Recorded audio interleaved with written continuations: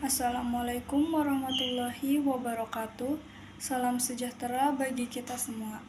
Perkenalkan, saya Sharly Desilia Sulairoh dengan NIS 1221068 dari kelas 12 TKRO 2. Tujuan saya membuat video ini adalah untuk mempertanggungjawabkan isi dari laporan yang telah saya buat dan untuk syarat kelulusan semester 1. Saya PKL di CV Mulia Lestari, Jalan Raya Barat, nomor 58, Kecamatan Kasokandel. Bengkel ini memiliki layanan jasa perbaikan ataupun servis dari repair sampai overhaul, jasa perawatan berkala, dan penyediaan suku cadang. Adapun visi misi perusahaan ini yaitu membuat konsumen puas dan memberikan pelayanan yang baik, sopan santun, dan memberikan hasil yang maksimal. Yang dipimpin oleh Bapak Nur Aprianto sebagai leader mekanik dan rekan-rekan. Judul laporan yang saya ambil adalah mengganti kampas rem cakram pada mobil Toyota. Tujuan saya memilih judul laporan ini karena saya sudah memahami bagaimana cara kerja kampas rem tersebut. Saya mengambil unit mobil Toyota dikarenakan banyak sekali mobil dengan unit ini datang ke bengkel CV Mulia Lestari. Jadi saya dengan mudah mempelajari tentang kampas rem cakram dengan mobil unit Toyota ini. Tidak sedikit gejala kerusakan kampas rem cakram pada unit mobil Toyota. Dan fungsi dari kampas rem cakram ini sendiri adalah untuk mengubah energi kinetik atau gerakan menjadi energi panas saat pedal rem ditekan. Kampas rem akan menekan piringan cakram yang berputar sehingga menghasilkan gesekan dan memperlambat lajunya kendaraan.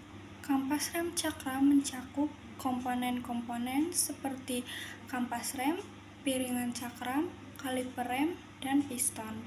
Mereka memiliki fungsinya masing-masing, yaitu kampas rem sebagai bagian yang langsung bersentuhan dengan piringan cakram sehingga terjadinya gesekan.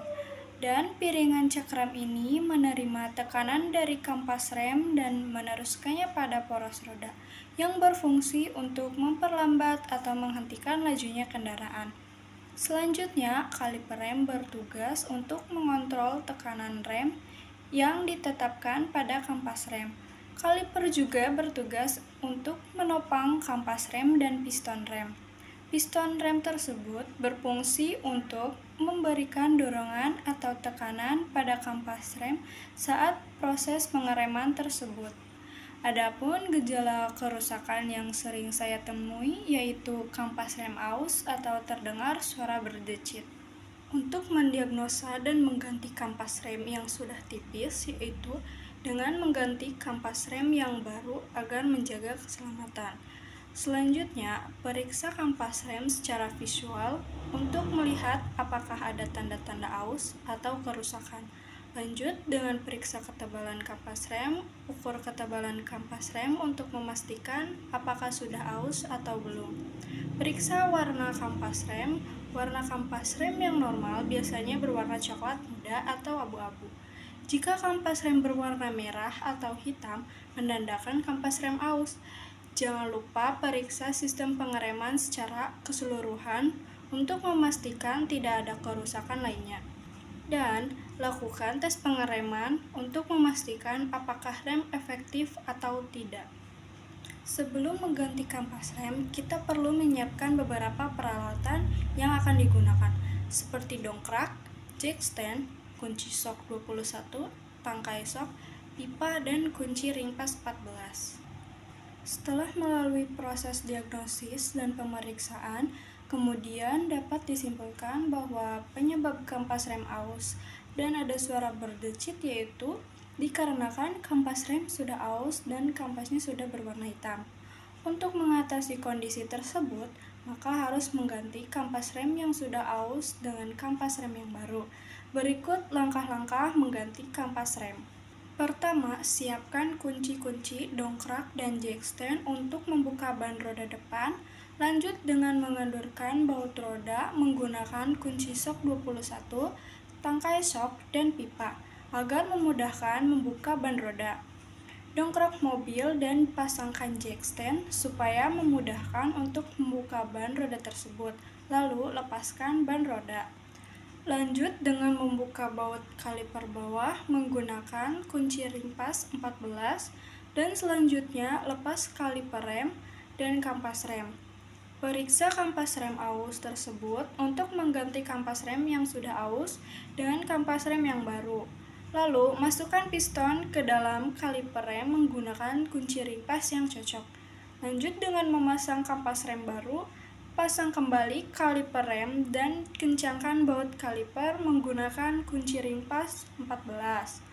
Lanjut dengan memasang kembali roda ban menggunakan kunci sok 21. Setelah itu, lepas jack stand dan turunkan dongkrak dengan perlahan. Kencangkan baut roda ban menggunakan kunci sok 21. Setelah semuanya beres, lanjut dengan uji hasil kinerja perbaikan kampas rem dengan langkah-langkah pengujian sebagai berikut.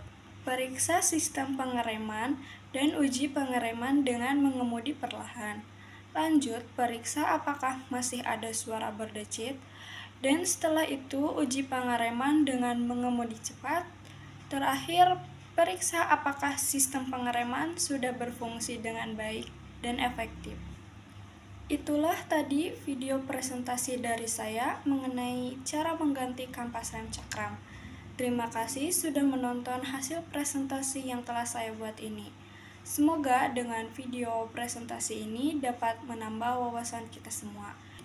Dan apabila ada tutur kata saya yang kurang berkenan di hati, mohon untuk dimaafkan. Sekian dan terima kasih. Wassalamualaikum warahmatullahi wabarakatuh.